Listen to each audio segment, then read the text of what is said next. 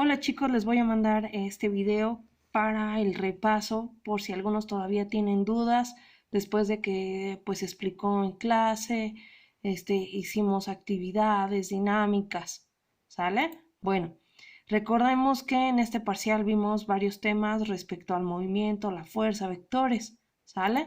Y siempre en la diapositiva número 3 les digo que me envíen sus dudas o comentarios, no dejen de hacerlo. Bueno, vamos a ver qué es el movimiento. Recordemos que el movimiento va a ser un fenómeno físico que va a tener la característica de poder ser observado, pero también va a permitir que se pueda estudiar y entender cómo están los objetos en nuestro entorno. ¿Y quién estudia el movimiento? Pues es la cinemática y también va a haber leyes que estén relacionadas a este estudio y una de ellas son las que generó o promulgó Isaac Newton, que ya las vieron en tercer semestre, que es la primera, la segunda y la tercera ley del movimiento. Ahora, ¿qué características va a tener el movimiento?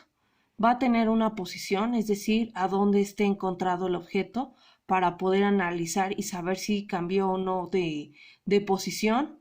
Y también va a tener una trayectoria, es decir, una línea imaginaria hacia dónde se va a mover. La distancia va a ser qué tanto se movió respecto a un objeto, pero se va a poder cuantificar, es decir, va a ser ese espacio recorrido por el cuerpo en movimiento y va a variar de acuerdo a la fuerza y la dirección.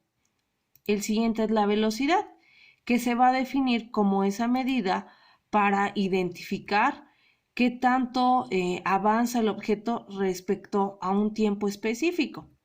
El siguiente es la aceleración, que va a permitir identificar si se aumentó o se disminuyó la velocidad respecto a un tiempo y que se va a poder cuantificar también, ¿sale? Ahora, el siguiente está la fuerza, que es la energía que se necesita para modificar un objeto y se va a utilizar en Newton, va a ser su unidad principal en el sistema internacional.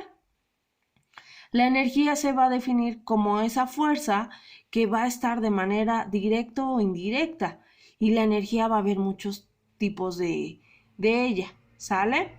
Y por último va a ser el tiempo, es decir, ese lapso que se puede cuantificar, qué tanto va a tener ese movimiento, esa acción o va a permanecer. Bueno, recordemos aquí que la fuerza va a ser toda aquella energía que va a poder modificar el estado original de un cuerpo, es decir, si se va a generar movimiento o va a cambiar del estado de reposo. También va a permitir identificar qué tanto podemos generar un cambio, ¿sale?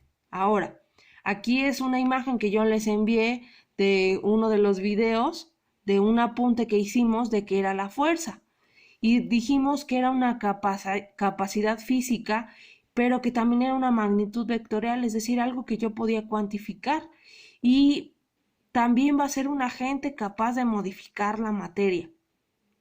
Este agente ha sido estudiado desde la antigüedad y va a tener la característica de que fue utilizado para los deportes, la construcción, la caza, etc. Y que, por ejemplo, en las batallas era muy utilizado, ya que se medía qué tan intenso, qué tan fuerte era un objeto respecto a otro y qué cambios podía modificar.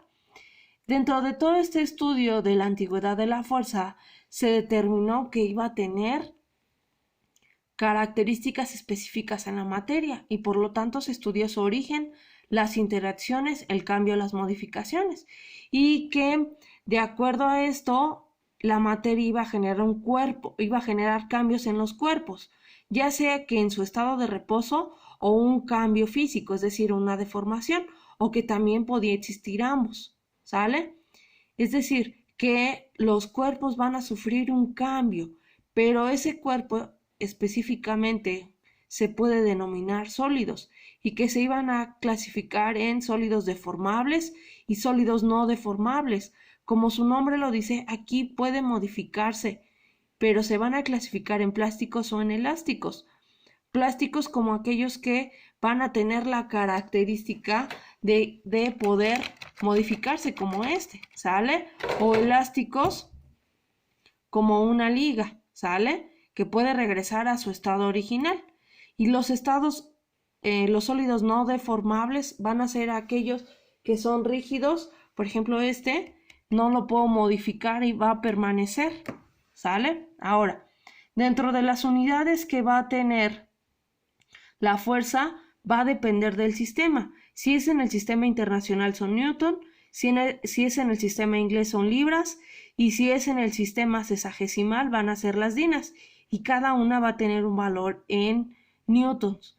Para poder medir o cuantificar las fuerzas se va a utilizar el dinamómetro, que es un instrumento de laboratorio. Ahora, para poder clasificar las fuerzas, se va a tomar en cuenta que si es de contacto o a distancia. Contacto, es decir, que exista ese choque, o a distancia que exista cierta área donde no va a haber un rozamiento como tal. Y se va a clasificar en cada una de sus características específicas. Para ello vamos a revisar esta diapositiva. Que la fuerza se va a clasificar en contacto, es decir, donde va a haber un choque. Por ejemplo, puede ser la fuerza normal cuando empujamos un objeto, de tensión cuando jalamos, de fricción cuando dos cuerpos chocan, o elástico como el resorte, o de torque, por ejemplo, cuando nosotros ponemos un tornillo. Ahí se aplica fuerza. Y a distancia es cuando no se encuentra el objeto junto, sino que va a haber una separación específica. Y puede ser electromagnética como los imanes, gravitacional, que es la fuerza que ejerce la Tierra sobre los cuerpos, nuclear o eléctrica, ¿sale? Pero que la fuerza también aquí dijimos que iba a tener características, es decir, si iba a haber una deformación o si va a haber un cambio, es decir, un movimiento, o se va a quitar ese reposo y se genera otro movimiento. Ahora, ¿cómo calculábamos la fuerza? Dijimos que la íbamos a calcular de acuerdo a lo que nos plantearan. Aquí les puse la imagen de unos ejercicios que hicimos y que va a depender de lo que nosotros estemos planteando en el ejercicio. Por eso tienen que leer bien cómo está el planteamiento. Porque, por ejemplo, si les dice que el objeto se encuentra de manera estática, se va a calcular diferente valor. Si se encuentra en movimiento, se calcula diferente valor.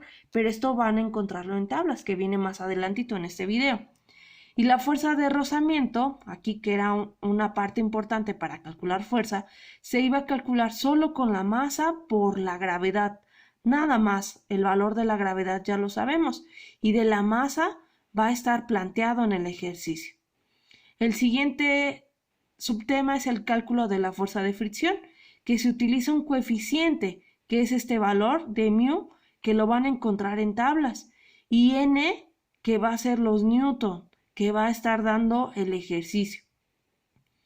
Y ahora, el coeficiente de fricción va a ser distinto en cada uno de los materiales, y yo lo expliqué en clase, ¿sale? Uno va a ser cuando el objeto se encuentre de manera estática, que es ms, S porque está en inglés, y en K, que va a ser cinética, es decir, el coeficiente cinético. También se puede representar aquí con C y aquí se puede representar con E de estática.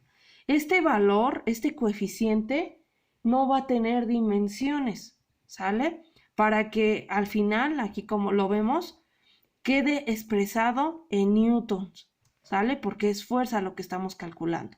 Y este coeficiente de fricción vemos que va a variar de acuerdo al material que estemos analizando. Ahora, si yo calculo la fuerza, pero voy a utilizar la masa y también el coeficiente de fricción, pero no me están dando newton, utilizo esta formulita, que es mu por masa por gravedad.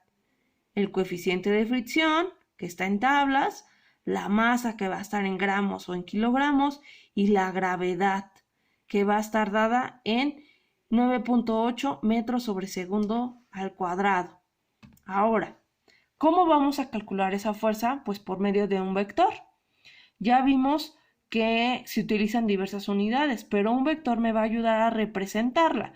Y un vector se define como algo que se puede graficar, es decir, un ente matemático, que va a tener un origen, un sentido, la dirección y el módulo, es decir, la magnitud. Y esos son sus componentes, ¿sale? Y ahora, los vectores se van a calcular por diversos métodos, pero los tipos de vectores, dependiendo hacia dónde están dirigidos, se van a clasificar. Si son vectores colineales, es decir, uno seguido del otro, es decir, van en la misma línea recta. Concurrentes donde tienen un punto de partida, ¿sale?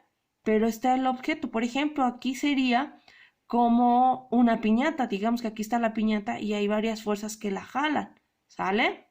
Siguiente, las coplanares, es decir, que van a estar en un mismo plano, pero en diferentes direcciones. Las paralelas, que van a tener direcciones, pueden ser iguales o diferentes, pero nunca se van a unir.